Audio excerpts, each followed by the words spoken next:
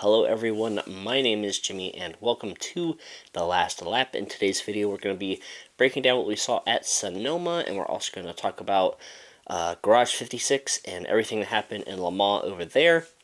But before we hop into the video, I just want to quickly remind you guys to hit that like button and subscribe button. We would greatly appreciate it if you did that. And you can also check out our social media pages, which are linked down below. But let's go ahead and hop into the video. Matthew, my friend and co-host, is joining me. And apologies if this video is getting out a little bit late. I've not been feeling good the past few days. I literally watched the race and then had a headache and took a nap and woke up at like 8 p.m. And I've, had a cough and all this crazy stuff, but feeling good enough to make this video for you guys. So sorry it's out a little bit late. Sorry if I sound a little bit bad, but Matthew is feeling fine. So that's good. At least one of us is feeling good. But Matthew, tell everybody how you're feeling before we go ahead and hop into this video. Well, well, you're right. I am feeling fine physically, but mentally I am wore out because it has been very busy lately, work-wise, because it is the summertime. So, other than that, it was what an interesting weekend it was, and I cannot wait to talk more about what happened. Mostly about something that happened overseas more than what happened in the States. All right, well, let's go ahead and quickly talk Sonoma. Before we talk about the race, Noah Gragson was actually out for this week due to concussion-like symptoms because of his crash at Gateway. So I hope Noah Gragson feels better soon. Hopefully we have an off week, so hopefully he'll be able to recuperate and feel better and come back strong at Nashville. But just want to throw that out there real quick. But Martin Truex Jr. ended up getting the win at Sonoma. The Toyotas found something this year with their road course package. Tyler Reddick won at COTA, and Martin Truex Jr. wins at Sonoma. He was easily the best car there. Denny Hamlin actually started on the pole, and he was up front for a while. So Denny Hamlin looked good as well. Ty Gibbs was up in the top 10 for a little bit before, I guess, strategy threw him back in the middle of the pack. Tyler Reddick surprisingly didn't run that well. You would think after COTA and after how well he was last year on the road courses that he could do good here. But I think Sonoma is like one of the road courses he isn't that good at. So just a little bit surprising Tyler Reddick wasn't up there at the front. There were a lot of varying pit strategies in the field, but it got all shaken up due to a caution I think it was in the first stage. No, maybe the second stage. I don't know. There was a caution that kind of shook all the strategies up. Drivers like Kyle Busch made their way to the front, Joey Logano, all that. Denny Hamlin, he made a mistake. I don't even know. It's not like a noob mistake, but it's kind of like a dumb mistake, I guess it is. He was trying to cut down below William Byron going into the dog leg before the start finish line and ended up clipping the wall, and then it shot his car directly to the right, and he hit the outside wall and broke the toe link, and that ended Denny Hamlin's day. And Tyler Reddick decided to pull a 1,000 IQ move. He had a flat tire coming right to the start finish line, and then he said, zoop, and just turned off to the right and cut 95% of the track and went down pit road. But that was pretty funny. He ended up getting penalized for it, but probably the smart thing to do in that situation instead of try to drag the car all the way around the track, just cut across right there and get into pit road. Yeah, that was pretty much it as far as the race goes. The Toyotas did find something, like I said.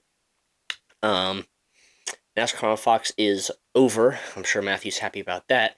And NASCAR on NBC is taking over starting at Nashville. So we'll have no more weird. The broadcast isn't the worst part. It's more like the production of the broadcast that's bad. But Mike Joy literally said that Martin Truex Jr. got wrecked. Tony Stewart beat here and wrecked Martin Truex Jr. for the win when it was actually Denny Hamlin. So yeah, Mike Joy did make that mistake, unfortunately. But anyways, NBC is going to be taking over, so we're going to get Mr. Rick Allen himself, Dale Jr., Sly Job, Jeff Burton, Steve Letarte, all those guys. So very excited to see all of them starting at Nashville. But transitioning from that into Le Mans, Garage 56. If you guys don't know, NASCAR, they put a car in the Rolex 24 via this Garage 56 program. Kind of just like, they're in the race, but they're in their own division, category, whatever, so they're not technically racing against other cars. They're just kind of out there competing. But they were able to complete the 24 hours of Le Mans with Jenson Button, Mike Rockefeller, and Jimmy Johnson behind the wheel. And Chad Knaus was, I don't know if he's like the crew chief, the engineer, whatever, but he was one of the main people working on the car. Um, they finished 39th out of 62 cars, which honestly is not bad at all, especially since they weren't in like the top LMP or prototype, whatever class those cars are. Those cars Hypercar. are, yeah, hypercar. Those things are freaking crazy how fast those cars go. Um, but they did finish 39th out of 62 drivers, finished the 24 hours. They had a driveline issue that took them out for about an hour. They were able to fix that and get back out. Pit stops and driver swaps took a little bit longer. Pit stops because they had to put a lot more fuel into the car, I was told. And driver swaps took longer because the next gen car doesn't have doors. So they have to undo the window net, get out of the car, climb out of the car. Somebody has to get in the car, put up the window net, all that kind of stuff. So that took a little bit longer. But they did have competitive lap times in the LMGTE AM class, which cars I know includes like Ferraris and probably Porsches and all those types of cars. So that was really good to see that the next gen car was able to have competitive lap times. They raced around them a lot. I saw a quote that Chad Canal said that they probably pissed off a lot of GT cars because they were passing them and racing them hard and all that kind of stuff. And that's stuff you like to hear. You like to hear that the next gen car was able to compete with some of these other classes and cars and divisions while it was out there, which is really good to hear. And man, that car, whoo-wee, that car sounded so freaking good out there. All the onboard footage and stuff of the car, the downshifting, acceleration, man, it was such a beautiful sound to hear. And like the picture of all of the cars on the grid, I love how the next gen car just stands out. Like it's right in the middle. It's just big, clunky looking car just sitting right in the middle of everything else. I I thought mean, that was just pretty funny putting too. that car right next to a LMP2 or one of those hypercars, that the Cadillac prototype, it's not even close to the size of that thing. Yeah, and the weight is such a probably way heavier car as well. But that was really funny just to see the picture of the next gen car. Just it immediately stands out among everything else. But Rick Hendrick, he was there. Jeff Gordon was there. Jim France was there. All those big guys were over there watching as everything was going on. But like the main question out of this, now that they completed the 24 hours of Le Mans, is what is the future of NASCAR in the 24 hours of Le Mans and in different countries in general? First of all, this could attract new manufacturers to the sport, seeing that this car could compete in a 24-hour race. So you could have manufacturers like, I don't know, Honda, Nissan, XYZ, other manufacturers. Ferrari. Yeah, we wish. No, Yeah, no way. actually no, because they'll end up choking it away anyways. Unlike a certain Ferrari team. But yeah, different manufacturers could come into the sport since they saw what happened. Um, this could create a NASCAR Class 4 Le Mans in the future, where you could have a couple different NASCAR teams throw in an entry. Maybe one per manufacturer to start, maybe a Ford, a Chevy, a Toyota next year, possibly, and then from there add a few more or something like that in the future. Or NASCAR could probably potentially race in the Rolex 24 since that's in Daytona, and they've already raced the Daytona road course. Just have a few different cars participate in that. That would be pretty cool. Um, we could take NASCAR to different countries now that Le Mans, France, has seen all of this, and since it's been on TV, all these people around the world are watching it. So we could take NASCAR to different countries. I say start with North America first, go back to Mexico and or Canada first, and then potentially try to expand. I think they would need. I think it would have to be like an off week after, kind of like this week at Sonoma. They would need to go somewhere and then have an off weekend after that so they can come back and recuperate. But maybe try South America, Brazil, Australia, France, You No, name it. not Australia. I don't want to stay up till 1 in the morning for a NASCAR. I'm That not. is I'm not gonna stay up till 1 o'clock in the morning. Please, no. that is true. Yeah, they probably need to.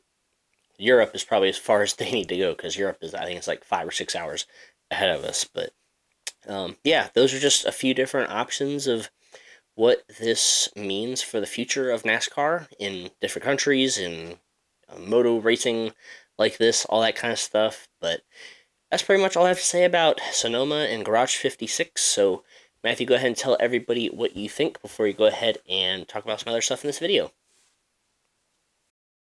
All right. So before we go into the most impressive and most amazing thing that happened this past week, and we gotta get the actual Cup race over with here, which you probably didn't really miss much if you didn't see it, because Martin Truex Jr. basically dominated the whole race.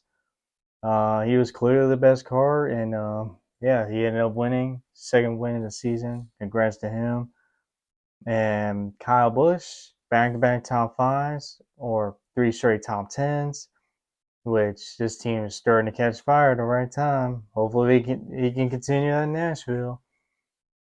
And somehow Chase Elliott finished top five, even though he had 12 lap older tires. Which just shows once again Goodyear cannot build a tire that's worth a crap. I mean, come on. How in the world do you stay out and barely lose any track position with 12 lap older tires? You kidding me? But, credit to Alan Gufferson. He clearly knew that and decided to stay out, which worked out well. I mean, I give Alan Gufferson a lot of crap sometimes because he can be quite a doofus when it comes to strategy calls, time to time. But that was actually a very smart move by Alan Gufferson. Even though it makes zero sense why he didn't lose all the track position in 3 laps. That makes no Yeah, sense. So I'm very surprised that that track position worked, but I'm glad he made the call because he wasn't going to win doing what Martin Truex Jr. was doing, and Chase is pretty much in a must-win situation. So I'm glad that Allen made that kind of call. They're going to have to make those kind of calls in the next few weeks as we approach the playoffs because he's probably going to have to win. So props to Allen for making the call, and it kind of worked. I mean, he got a top five out of it. He didn't win, but he got a top five, which is probably better than he was going to finish anyway. But yeah, good strategy call there. Glad it worked out. but I mean, Goodyear sucks. They just suck. I mean, stop making very durable tires. We don't want to see that. We want to see tires actually worn to where if you stay out with fresh tires, everyone else has fresh tires. You're pretty much screwed. We don't want to see older tires stay in the top five. It makes no sense. I mean, when they go to Chicago street race, everyone might as well stay out. If there's a late caution. They might as well because you're not going to lose any track position. I don't think they will lose track position anyway because of how narrow that place is going to be. But that's for a couple weeks later. But yeah, that's pretty much all that happened. Now let's get into the topic I really want to talk about here. Garage 56. Man, this is pretty much the most attention NASCAR has gotten in quite some time. Ever since the Hail Melon, basically, all the way back last year. I mean, NASCAR and IndyCar continue to get disrespected by the media, sports media, because all they talking about is F1 this, F1 that, F1 this, F1 that. NASCAR never gets any coverage. Neither does IndyCar, or even IMSA, which I think that's absolutely outrageous and disrespectful. But I am glad that NASCAR is able to get so much media attention. You have no idea how many YouTube stories or Instagram stories I've seen of this big old next gen car just going through the streets of LeMans.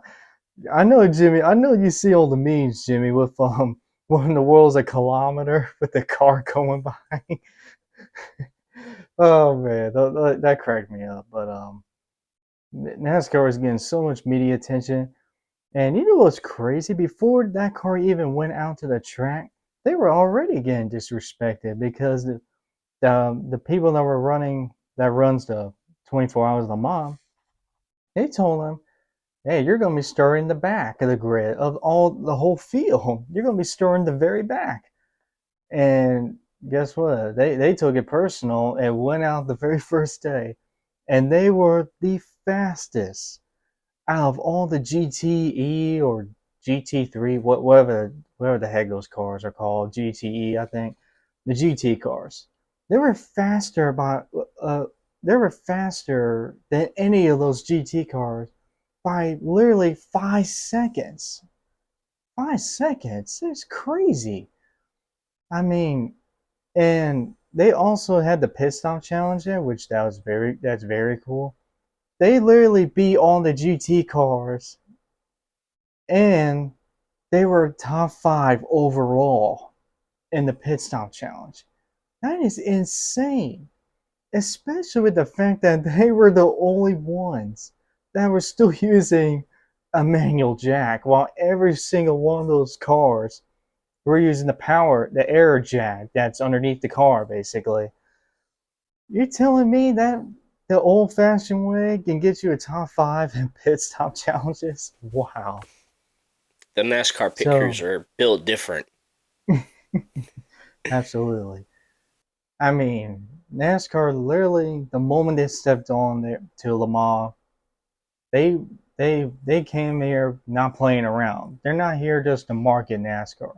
They were there to compete, and they did. This isn't the first time that they've done this. The last time they did it was all the way back in the 70s, and they had two cars. Both cars didn't make it to even the first half of the 24 hours. They didn't even make it halfway.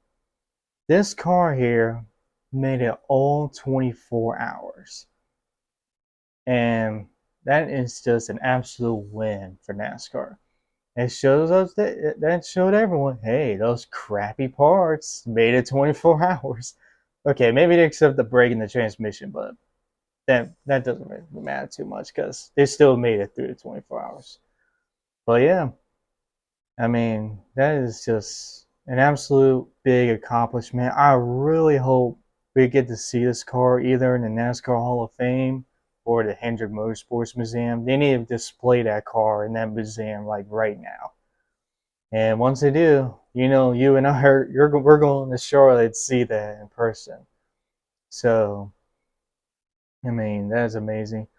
Of course, I mean, I was up all night watching videos of basically getting an in-depth tour of this car. And it's just amazing the differences that this car is from a normal next-gen car. It's literally lighter than a normal next-gen car.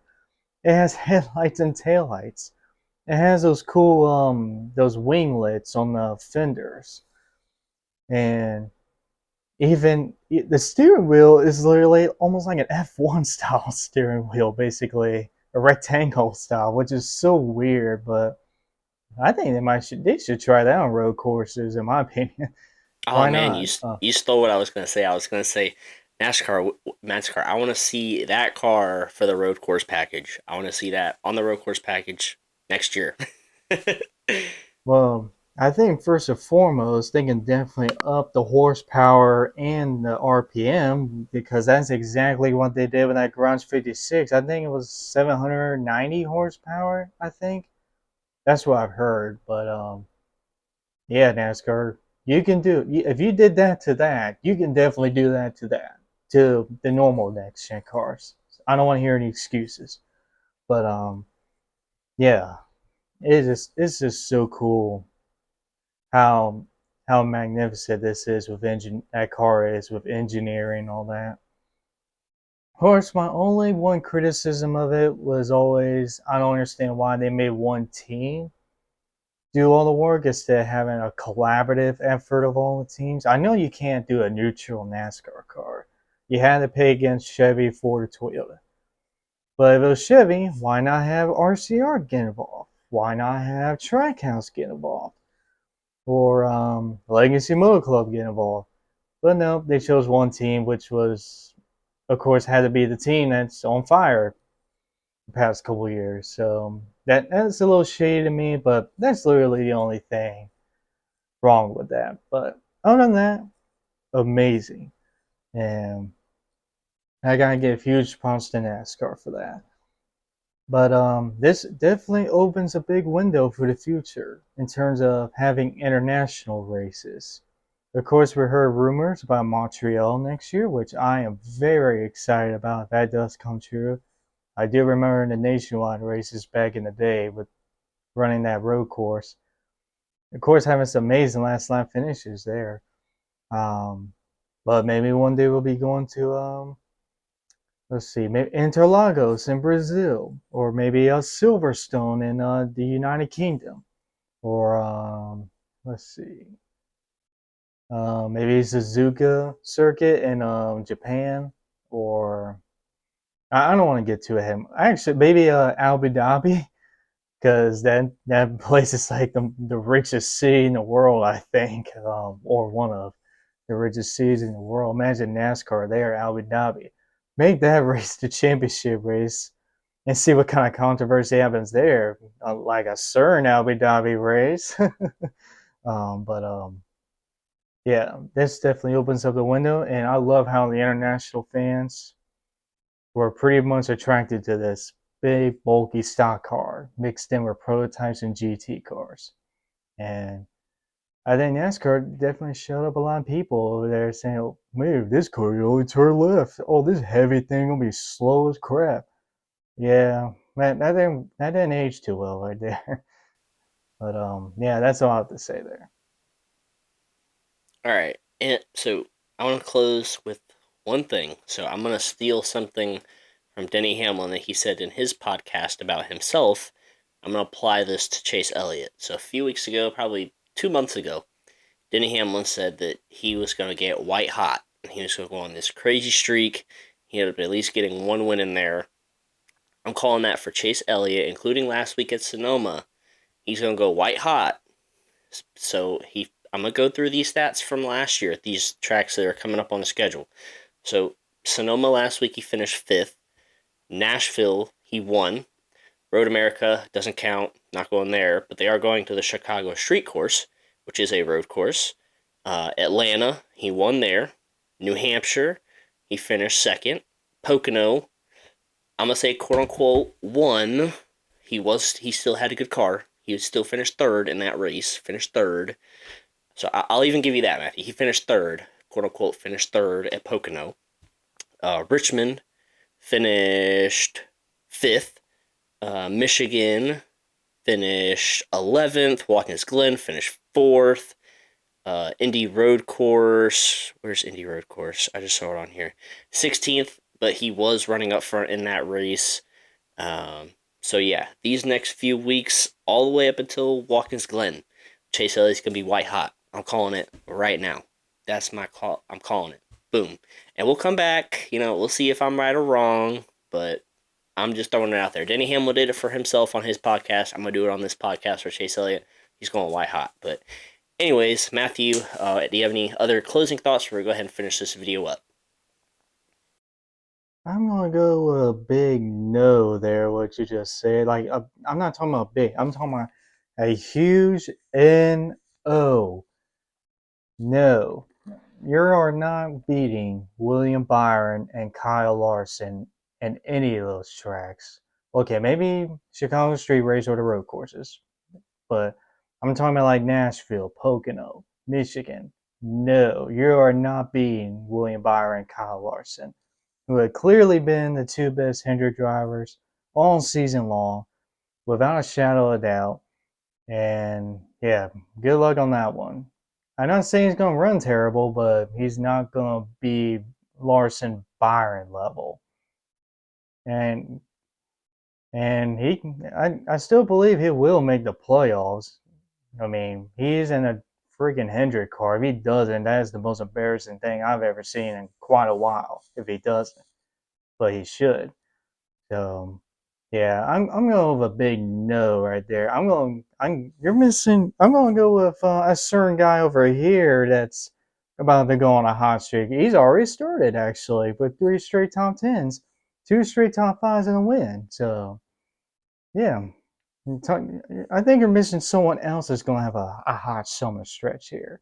Actually, Your driver has 3 wins already. He doesn't need to go. He's already his this whole season's pretty much a hot streak, minus the short tracks. But Kyle Busch is already on a hot streak. That doesn't count. Chase Elliott, he's been out with injury. He got suspended a week. He comes back fresh from Sonoma on hot streak, and that doesn't mean he's gonna go out and win every race. He might win one or two and get a lot of top fives or top tens. I'm not saying he's gonna go out there and beat Kyle Larson, William Byron every week. I say he wins at least one race and finishes in the top 10, however many, a lot of times in that stretch. That's all I'm saying as far as a hot streak goes. I'm not going to say he's going to win 5 of the next 12 races or anything like that. That's absurd. But, and anyways, I need you to save that clip of what Jimmy's been saying these last couple of minutes. If we're going to replay that clip after Daytona, if something doesn't go his way.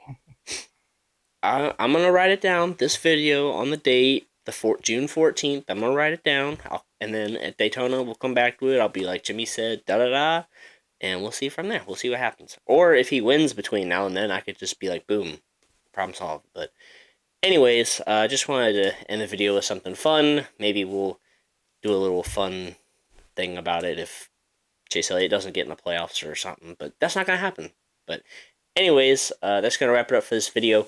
We hope you guys enjoyed it. Make sure you check out our social media pages. Those will be linked down below.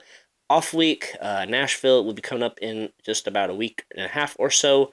But make sure you guys stay tuned to our channel for updates. Until the next time, we'll see you guys in the next video.